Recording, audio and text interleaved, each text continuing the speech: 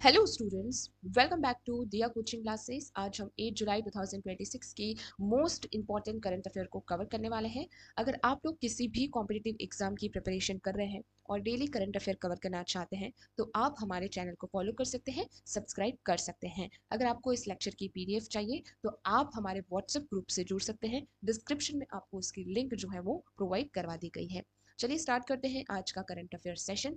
First question हमारा है, जनगणना 2027 की रिहर्सल में पहली बार जाति दर्ज करने के लिए कौन सा कॉलम शामिल किया गया है? तो जनगणना 2027 में रिहर्सल में पहली बार जाति दर्ज करने के लिए ओपन कॉलम जो है शामिल किया गया है। ऑप्शन ए करेक्ट हो जाएगा। चलिए समझते हैं इसे। जनगणना 2027 के दूसरे चरण का पूर्वाभ्यास 16 राज्यों और केंद्र शासित प्रदेशों में शुरू हुआ है। इस बार रिहर्सल में पहली बार जाति दर्ज करने के लिए ओपन कॉलम शामिल किया गया है। इस ओपन कॉलम का मुख्य उद्देश्य है कि नागरिकों को अपनी विशिष्ट जाति पहचान दर्ज करने की छूट देना। चलिए स्टेटिक्स पे थोड़ा सा ध्यान देखते हैं। कई बार क्या होता है कि जो चीज़ करंट अफेयर में रहती है और अभी जनगणना बहुत करंट अफेयर में है, तो इसलिए इसका स्टेटिक्स हमें पढ़ना बहुत जरूरी है। भारत में पहली बार आंशिक जनगणना जो है वो 1872 में लॉर्ड मेयो के कार्यकाल में हुई थी। भारत की पहली नियमित और पूर्ण जनगणना 1881 में लॉर्ड रिपन के समय शुरू हुई थी। भारत में जनगणना हर साल 10 साल के अंतराल में आयोजित की जाती है। स्वतंत्र भारत की पहली जनगणना जो है वो 1951 में आयोजित की गई थी। 2011 की जनगणना स्वतंत्र भारत की 7वीं और कुल 15वीं जनगणना थी। भारत में जनगणना कराने की जो जिम्मेदारी है वो केंद्रीय गृह मंत्रालय के अधीन महापंजीयक एवं जनगण आयुक्त की होती है। भारतीय संविधान की 7वीं अनुसूची के तहत जनगणना संघ सूची यूनियन लिस्ट का एक विषय होता है। ये आपको याद रखना है कि जनगणना जो है वो यूनियन लिस्ट का क्या होता है, विषय है। ऋग्वेद में पता चलता है कि प्राचीन भारत में भी जनसंख्या की गिनती की जाती है। इसके बाद कौटिल्य के अर्थशास्त्र में भी जनगणना के आंकड़ों का प्रमाण मिलता है। इसका मतलब उस समय भी जनगणना होती थी। आईने अकबरी के अनुसार मुगल काल में राजा अकबर के समय विस्तृत जनगणना करवाई गई थी। जनसंख्या का अध्ययन जो है वो डेमोग्राफी शाखा का एक सब्जेक्ट है, आपको याद रखना है। 1921 में भारतीय जनसंख्या के इतिहास में महान विभाजक वर्ष यानी ग्रेट डिवाइड ईयर कहा जाता है। वहीं 1951 को स्मॉल डिवाइड ईयर कहा जाता है। भारत में पहली बार जाति आधारित जनसंख्या जो है जनगणना जो है वो 1931 में आयोजित की गई थी। चलिए नेक्स्ट बढ़ते हैं। प्रधानमंत्री नरेंद्र मोदी 3 देशीय यात्रा का पहला पड़ाव कौन सा देश है? तो यहाँ पर पहला पड़ाव जो है वो इंडोनेशिया है। तो ऑप्शन ए आपका यहाँ पर करेक्ट हो जाता है। प्रधानमंत्री नरेंद्र मोदी ने इंडोनेशिया, ऑस्ट्रेलिया और न्यूजीलैंड की अपनी आधिकारिक यात्रा शुरू कर दी है, जिसमें पहला पड़ाव जो है वो इंडोनेशिया देश को बनाया गया है। यहाँ भारत की प्रसिद्ध एक्ट ईस्ट पॉलिसी को और ज्यादा मजबूत करने में मदद करेंगे। स्टेटिक्स देख लेते हैं, बहुत ही इंपॉर्टेंट है इंडोनेशिया के बारे में। भारत सरकार ने ईयर 1992 में लुक ईस्ट पॉलिसी शुरू की थी। ये क्वेश्चन आ सकता है कि कब शुरू की गई थी। लुक इस पॉलिसी की शुरुआत तत्कालीन प्रधानमंत्री यानी पीवी नरसिम्हा राव के कार्यकाल में शुरू हुई थी। 2014 के अंदर भारत सरकार ने इसका नाम बदलकर एक्ट ईस्ट पॉलिसी कर दिया। इंडोनेशिया की नई आधिकारिक जो राजधानी है उसका नाम है नुसंतारा। नुसंतारा जो है इंडोनेशिया के प्रसिद्ध बोर्नियो द्वीप पर बसा हुआ है। भारत और इंडोनेशिया के बीच जो समुद्र शक्ति नामक जो है नौसैनिक अभ्यास होता है, वहीं जो सैन्य अभ्यास है उसको गरुड़ शक्ति के नाम से जानते हैं। विश्व में सबसे अधिक मुस्लिम आबादी जो है इंडोनेशिया में है। इंडोनेशिया कुल मिलाकर 17,000 से अधिक छोटे बड़े द्वीपों का एक समूह है। इंडोनेशिया की प्रसिद्ध सुमात्रा द्वीप और जावा जावा द्वीप को सुंडा स्ट्रेट अलग करती है। ज्वालामुखी के मामले में प्रशांत महासागर के रिंग ऑफ फायर में इंडोनेशिया स्थित है। कई बार क्वेश्चन पूछा जाता है कि क्या इंडोनेशिया रिंग ऑफ फायर में है या नहीं, तो हाँ वो है। इंडोनेशिया की पुरानी राष्ट्रीय राजधानी जकार्ता जावा द्वीप पर स्थित थी, लेकिन अभी बदलकर इसका नाम नुसंतारा है। इंडोनेशिया देश की आधिकारिक राष्ट्रीय मुद्रा जो है वो इंडोनेशिया रुपया है। तो आपको याद रखना है, करेंसी के बारे में भी आपको याद रखना है।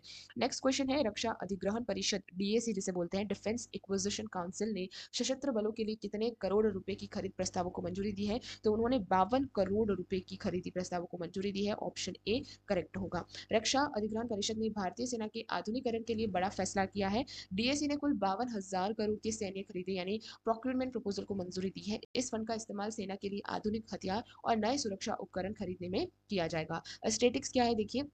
रक्षा अधिग्रहण जो परिषद है जिसे हम डिफेंस इक्वाजिशन काउंसिल बोलते हैं, वो भारत में रक्षा मंत्रालय के तहत काम करने वाली सर्वोच्च संस्था है। डीएसए के आधिकारिक अध्यक्ष जो है देश के जो रक्षा मंत्री होते हैं वो हैं, और वर्तमान में भारत की रक्षा मंत्री राजनाथ सिंह है। रक्षा मंत्रालय के तहत डीएसी का जो गठन है 2001 में सरकार द्वारा किया गया था।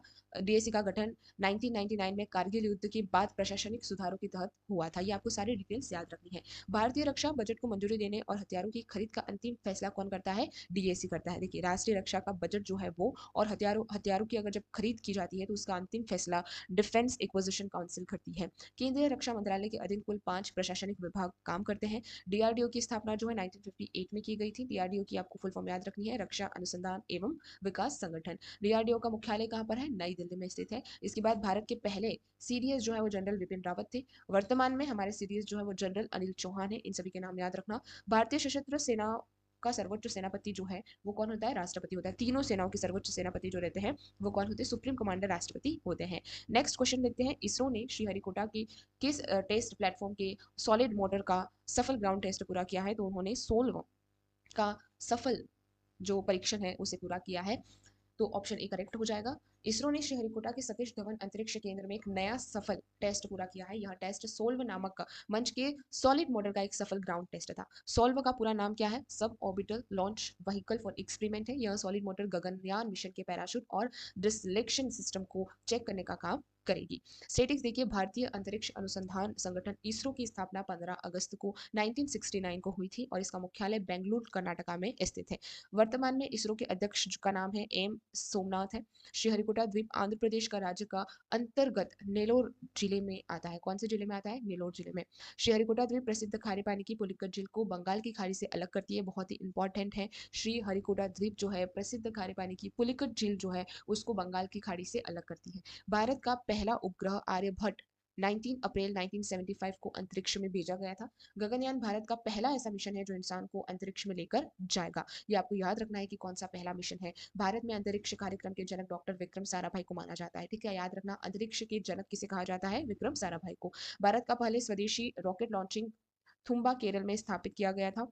ठीक है, भारतीय अंतरिक्ष कार्यक्रम के तहत मिसाइल मैन के रूप में डॉक्टर एपीजे अब्दुल कलाम को जाना जाता है, आप सभी को पता ही है। चंद्रमा पर भारत का पहला मिशन चंद्रयान 1 साल 2008 में पीएसएलवी रॉकेट से भेजा गया था। इसरो का liquid propulsion system centre LPSC Mahendragiri Tamil Nadu में स्थित है। ये याद रखना, इसरो का लिक्विड प्रोपल्शन जो सिस्टम सेंटर है वो कहाँ पर है? महेंद्रगिरी तमिलनाडु में स्थित है। अंतरिक्ष में जाने वाले भारतीय नागरिक राकेश शर्मा थे जिन्होंने 1984 में यह यात्रा की थी। नेक्स्ट क्वेश्चन है, जयपुर में विकसित भारत 2047 थीम के साथ आयोजित 29वें राष्ट्रीय ई गवर्नेंस सम्मेलन में किस घोषणा पत्र को अपनाया गया है? तो यहाँ पर आपका जयपुर घोषणा पत्र को अपनाया गया है। ऑप्शन ए बिल्कुल करेक्ट हो जाएगा। ई गवर्नेंस पर 29वें राष्ट्रीय सम्मेलन का आयोजन राजस्थान के जयपुर शहर में किया गया। इस साल के सम्मेलन की मुख्य थीम विकसित भारत 2047 रखी गई थी। इस सम्मेलन के समापन पर प्रशासनिक सुधारों के लिए जयपुर घोषणा पत्र 2026 को सर्वसम्मति से अपनाया गया है। जयपुर राजस्थान के अंदर स्थित है, जिसे पिंक सिटी के नाम से भी जाना जाता है। जयपुर शहर की स्थापना 1727 के अंदर महाराजा सवाई जयसिंह द्वितीय ने की थी। जयपुर में प्रसिद्ध हवा महल का निर्माण 1799 में महाराजा सवाई प्रताप सिंह ने करवाया था। जयपुर शहर के परकोटे को साल 2019 में यूनेस्को वर्ल्ड हेरिटेज साइट में शामिल किया गया। भारत में हर साल 25 दिसंबर को राष्ट्रीय सुशासन यानी गुड गवर्नेंस डे मनाया जाता है, याद रखिएगा। सुशासन दिवस यानी गुड गवर्नेंस डे के पूर्व प्रधानमंत्री अटल बिहारी वाजपेयी के जन्मदिन के अवसर पर मनाया जाता है। भारत सरकार ने डिजिटल गवर्नेंस को बढ़ावा देने के लिए डिजिटल इंडिया मिशन शुरू 1 जुलाई 2015 को की थी। जयपुर का ऐतिहासिक जंतर मंतर जो है वो महाराजा जयसिंह द्वारा बनाई गई एक खगोलीय वैधशाला है। जयपुर में जंतर मंतर को साल 2010 में यूनेस्को की विश्व धरोहर सूची की जगह मिली है। कंप्यूटर की मदद से सरकारी सेवाओं को जनता तक पहुंचाने की ही ई गवर्नेंस कहलाता है। ठीक है, यानी कंप्यूटर्स की मदद से सरकारी सेवाओं को जनता तक पहुंचाना ही ई गवर्नेंस है, ये डेफिनेशन है। भारत के प्रशासनिक सुधार और लोक शिकायत विभाग द्वारा राष्ट्रीय ई गवर्नेंस पुरस्कार दिए जाते हैं। राष्ट्रीय सूचना विज्ञान केंद्र एनआईसी की स्थापना भारत में साल 1976 में की गई थी। नेक्स्ट क्वेश्चन है, हवाई यूएसए में आयोजित हो रहे 30वें रिम्पैक युद्ध अभ्यास में भाग लेने वाली भारतीय नौसेना का कौन सा विमान पहुंचा है? तो वहां पर हमारे इंडिया का P-81 मैरीटाइम पेट्रोल एयरक्राफ्ट जो है वहां पर पहुंचा है। कौन से युद्ध अभ्यास? 30वें रिम्पैक युद्ध अभ्यास में भाग लेने के लिए। अमेरिका में हवाई द्वीप पर 30वें रिम्पैक युद्धाभ्यास का आयोजन किया जा रहा है। इस अंतर्राष्ट्रीय अभ्यास में हिस्सा लेने के लिए भारतीय नौसेना का P-81 या फिर P-81 विमान वहां पहुंच चुका है। P-81 का एक आधुनिक मैरीटाइम पोर्टेबल एयरक्राफ्ट है जो समुद्र में लंबी दूरी की निगरानी और पनडुब्बी रोधी युद्ध में माहिर है। तो स्टेटिक्स देखते हैं। रिम्पैक का पूरा नाम है रिम ऑफ पैसिफिक होता है, आपको याद रखना है फुल फॉर्म। रिम्पैक को दुनिया का सबसे बड़ा बहुराष्ट्रीय समुद्री युद्ध अभ्यास यानी नेवल एक्सरसाइज माना जाता है। इस प्रसिद्ध युद्ध अभ्यास की शुरुआत पहली बार ईयर 1971 में की गई थी। हवाई द्वीप प्रशांत प्रशांत महासागर यानी पैसिफिक ओशन में स्थित अमेरिका का एक प्रमुख राज्य है। हवाई द्वीप की राजधानी होनोलुलु है। प्रशांत महासागर में स्थित मेरिना ट्रेंच दुनिया की सबसे गहरी समुद्री स्थान है। ठीक है। भारतीय नौसेना ने P-81 विमान को अमेरिकी कंपनी बोइंग से खरीदा है। हवाई द्वीप पर स्थित मोना लोआ दुनिया के सबसे बड़े सक्रिय ज्वालामुखी में से एक है। हवाई द्वीप पर ही प्रसिद्ध किलाउ ज्वालामुखी भी स्थित है। प्रशांत महासागर को पूरी दुनिया का सबसे बड़ा और सबसे गहरा महासागर माना जाता है। भारतीय नौसेना का पूर्वी नौसेना कमान मुख्यालय विशाखापट्टनम आंध्र प्रदेश में स्थित है। भारतीय नौसेना का पश्चिमी नौसेना कमान मुंबई में है और दक्षिणी नौसेना का जो मुख्यालय है वो कोचीन केरल में स्थित है। नेक्स्ट क्वेश्चन है, केंद्रीय सहकारिता मंत्रालय के तहत हाल ही में किस मुख्य विषय थीम के साथ अपना 5वां स्थापना दिवस मनाया है? तो उनकी जो थीम रखी थी वो है सहकार से समृद्धि। ऑप्शन ए करेक्ट हो जाएगा। केंद्रीय सहकारिता मंत्रालय ने 6 जुलाई 2026 को अपनी स्थापना के 5 साल पूरे कर लिए। इस विशेष अवसर पर मुख्य समारोह का आयोजन नई दिल्ली के भारत मंडपम में किया गया। इस वर्ष के स्थापना दिवस समारोह की आधिकारिक थीम सहकार से समृद्धि रखी गई है। भारत में एक अलग और स्वतंत्र सहकारिता मंत्रालय का गठन 2021 में किया गया था। देश के पहले केंद्रीय सहकारिता मंत्री होने का गौरव जो है अमित शाह को प्राप्त है। हर साल जुलाई महीने के पहले शनिवार को अंतर्राष्ट्रीय सहकारिता दिवस मनाया जाता है। भारतीय संविधान के भाग 3 में आर्टिकल 19 क्लॉज 1 क्लॉज सी के तहत सहकारी संस्था बनाकर एक मौलिक अधिकार है। ठीक है, मौलिक अधिकार है, याद रखना। भारतीय संविधान भाग 9B पूरी तरह से सहकारी समितियों के नियम से संबंधित है। 57वां संविधान संशोधन 2011 भारत में सहकारी समिति को संवैधानिक दर्जा देने के लिए लगाया गया था। आपको ये जो अमेंडमेंट है वो याद रखनी है। भारत में डेयरी सेक्टर में सहकारिता की सबसे बड़ी मिसाल अमूल कंपनी है, जिसकी शुरुआत गुजरात के आनंद शहर से हुई थी। भारतीय संविधान के भाग 4 में नीति निदेशक तत्वों DPSP के तहत आर्टिकल 43 भी सहकारी समिति को बढ़ावा देने की बात करता है। तो आपको आर्टिकल सारे याद रखने हैं, कौन सी जो है वो उन्हें बढ़ावा देने के लिए है, कौन सी उनको लागू करने के लिए, किसने उसको संवैधानिक दर्जा दिया है, ये सारी चीजें। भारत में पहली बार जो सहकारी शाख समिति अधिनियम जो है 1904 में लॉर्ड कर्जन के समय पास हुआ था। भारत में श्वेत क्रांति यानी व्हाइट रिवॉल्यूशन के जनक डॉक्टर वर्गीस कुरियन को माना जाता है। राष्ट्रीय सहकारी विकास निगम की स्थापना जो है भारत में 1963 में हुई थी। नेक्स्ट क्वेश्चन आपका यहाँ पर है, भारत की अध्यक्षता में ब्रिक्स मादक पदार्थ विरोधी एजेंसी में प्रमुख की बैठक का आयोजन किस शहर में किया गया है? तो ये गुवाहाटी में किया गया है। ऑप्शन ए करेक्ट हो जाएगा। साल 2026 में ब्रिक्स समूह की अध्यक्षता भारत के पास है। इस अध्यक्षता के तहत ब्रिक्स मादक पदार्थ विरोधी एजेंसी के प्रमुखों की बैठक आयोजित की गई है। इसका महत्वपूर्ण बैठक का आयोजन असम राज्य के गुवाहाटी शहर में स्थित है। इस बैठक की अंतर्राष्ट्रीय ड्रग तस्करी और संगठित अपराधों से निपटने की रणनीति पर चर्चा हुई। ब्रिक्स शब्द का सबसे पहले प्रयोग 2001 में ब्रिटिश अर्थशास्त्री जिम ओ नील ने किया था। ब्रिक्स समूह का पहला शिखर सम्मेलन 2009 में रूस के येकातेरिनबर्ग शहर में हुआ था। साल 2010 में इस संगठन में दक्षिण अफ्रीका के जुड़ने के बाद इसका नाम ब्रिक्स यानी जो एक्स्ट्रा आपको पीछे एस दिख रहा है वो इसमें जुड़ गया था। ब्रिक्स देशों द्वारा स्थापित न्यू डेवलपमेंट बैंक NDB मुख्यालय संघाई चीन में स्थित है। भारत के गुवाहाटी शहर को पूर्वोत्तर भारत का प्रवेश यानी gateway of north east India कहा जाता है।